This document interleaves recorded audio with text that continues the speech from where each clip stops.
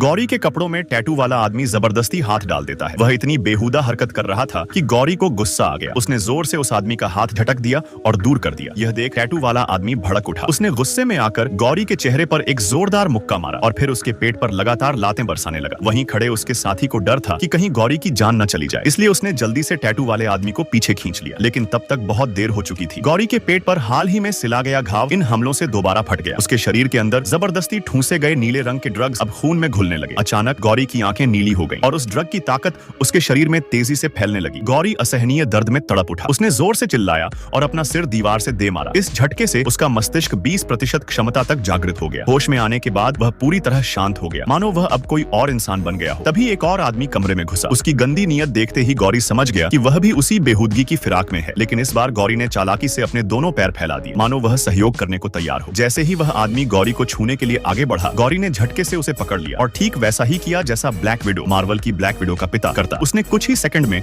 उस आदमी को गोलियों से भून डाला। इसके बाद गौरी ने अपने कंधे में धंसी गोली खुद ही निकाल फेंकी। उसे यह देखकर झटका लगा कि अब उसका मस्तिष्क दर्द को नियंत्रित करने में सक्षम हो गया था। गौरी अब पूरी तरह बदल चुका था। उसी समय एक अस्पताल में डॉक्टर किसी मरीज का ऑपरेशन कर रहे थे। गौरी वहां घुस आया और बिना सोचे समझे सीधे मरीज को गोली मार दी। असल में उसने सीटी स्कैन में देख लिया था कि वह मरीज बचने वाला नहीं था। इसके बाद उसने खुद ही ऑपरेशन टेबल पर लेटकर डॉक्टर से कहा कि उसके शरीर में बची नीली दवा ड्रग्स निकाल दी जाए, बिना किसी बेहोशी के इंजेक्शन के। कुछ ही देर में डॉक्टर ने उसके शरीर से 1 किलो में से सिर्फ 500 ग्राम नीला ड्रग्स निकाल लिया। गौरी को महसूस हुआ कि अब उसके पास ज्यादा समय नहीं बचा। उसने अपनी माँ को आखिरी बार फोन किया और फिर सीधा ड्रग माफिया के गढ़ में घुस गया। ड्रग माफिया का सरगना आराम से संगीत सुन रहा था जब गौरी ने उसे पकड़कर उसके सिर पर हाथ रख दिया। उसकी नई शक्तियों की वजह से उसने उसके दिमाग से बाकी बचे नीले ड्रग्स का ठिकाना निकाल लिया। कहानी यहीं खत्म होती है, लेकिन इससे यह साफ होता है कि गौरी अब एक सुपर ह्यूमन बन चुका था और वह बदला लेने के लिए किसी भी हद तक जा सकता था।